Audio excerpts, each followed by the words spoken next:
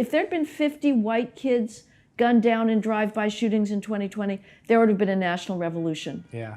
We would have called out the National Guard. Yeah. But because they're black kids getting gunned down by blacks, the media doesn't give a damn, and the Black Lives Matter activists do not give a damn about those black child's lives.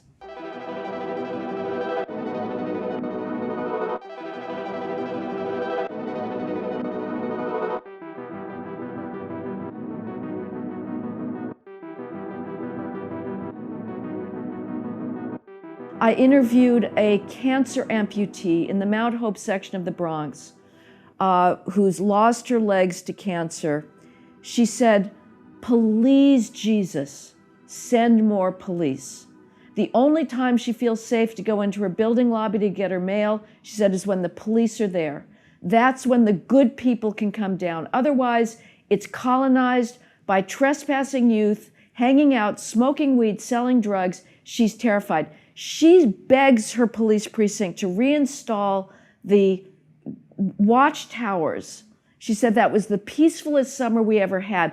These are these large contraptions of watchtowers where the police would station on top to try and monitor who's doing the drive-by shootings. Now, if you're Michel Foucault or Panopticon, yeah. It's the panopticon. If you're on the Foucaultian left, you say, "Oh my God, this is the surveillance state." And most of the left, the people who live in Berkeley and San Francisco, they don't have a clue about what's going on in West Baltimore and the south side of Chicago. They're equally oblivious. But to people that live with the reality of drive-by shootings, which is something that most Americans, and I'm going to use the lethal white word, that most white Americans are literally clueless about drive-by shootings. It doesn't happen in white neighborhoods.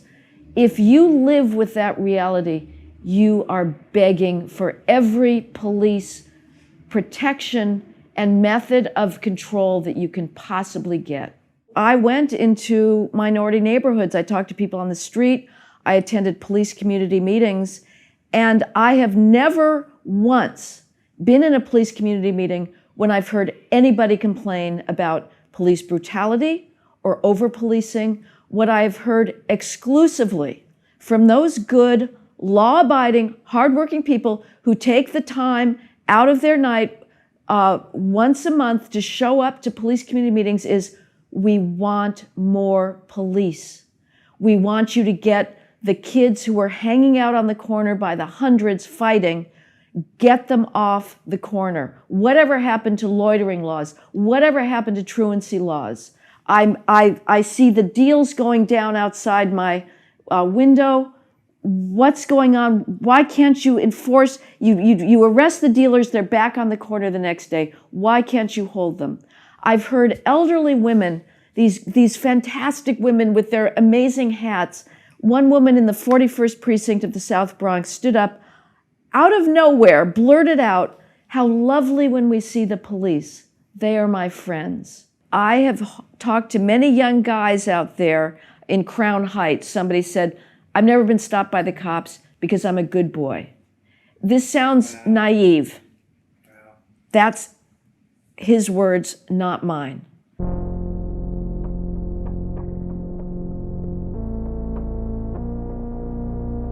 And thus, the problem with white people.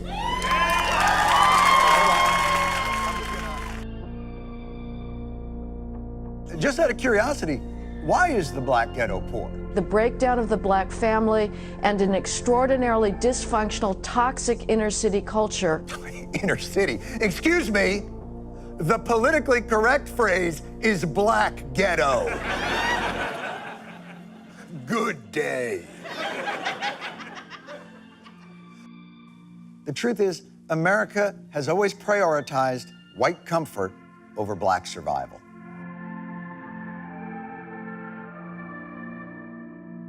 I think in my reporting, my on-the-ground reporting, I've also been very naive about the degree of risk of going into neighborhoods. And going and copying Oxycontin in San Francisco or whatever you did. That's That's real. I mean, that's for real stuff, right? Right, right. You mean buying fentanyl? What did you say? What did you buy? What did you buy? I bought fentanyl. fentanyl. I bought fentanyl. You bought fentanyl. Yeah, right. We had that on camera. Heather McDonald bought some fentanyl.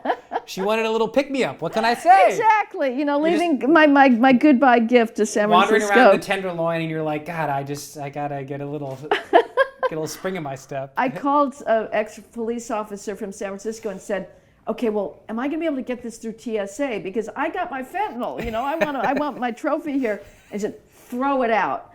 And I was not willing to throw it out. So I had carry-on luggage, and it was in my suitcase going through the conveyor belt, and they pulled off the suitcase, and I thought, oh, shit. Because it was in it was still in its little glassy envelope, but what they were really interested in was my Aveeno lotion. Yeah, so I got it back to behind. Irvine. I got the fentanyl through TSA. I did. I still have it.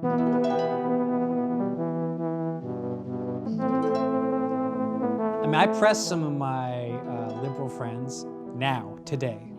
I'm like, other than securing some of the founders' Netflix deals, subsidizing a multi-million-dollar Topanga Canyon mansion for Patrisse Cullors, and powering through disastrous defund the police bills in Minneapolis that immediately led to the death and desecration of black bodies, what has Black Lives Organization accomplished after $10 billion? I ask it, I'm like, you tell me, any link you want to send me, I'm happy to see some concrete accomplishments after $10 billion and a concerted corporate boosterism campaign. 2 years later, nothing. Crickets. Well, you know, their answer would be the same for when you say, okay, what has spending trillions of dollars of government entitlements done? It's always, it's not enough, or it's been blocked. Yeah. So they're just going to say that the defund movement was sort of beaten back, although we got a de facto defund movement with this mass exodus of police officers from policing. Right. It is impossible to recruit now. You cannot get people to go into this profession where from the first day on the job, you are deemed a racist and there's no way to clear your name. You're deemed that by the elites, by Democratic politicians, and by the activists. So we have de facto defunded the police, but the left would just say, well, we ran into white supremacist opposition, so we need more money and we need more political power to carry out our agenda.